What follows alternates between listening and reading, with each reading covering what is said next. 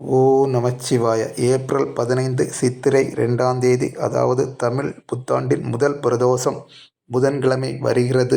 புதன்கிழமை என்பதால் அது புதன் பகவானுக்கு உரியது மற்றும் விஷ்ணு பகவானுக்கும் உகந்த நாளாகும். இந்நாளில் பிரதோஷம் வருவதால் மிகவும் சிறப்பு வாய்ந்தது.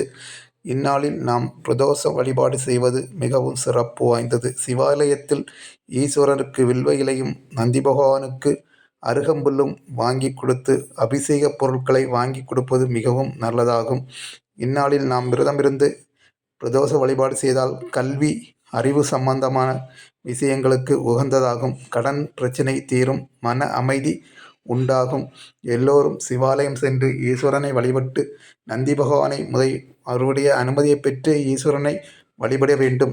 இரு கொம்புகள் நடுவே நின்று ஈஸ்வரனை வழிபட வேண்டும். ஓ நமச்சிவாய! வாழ்க வளமுடன்!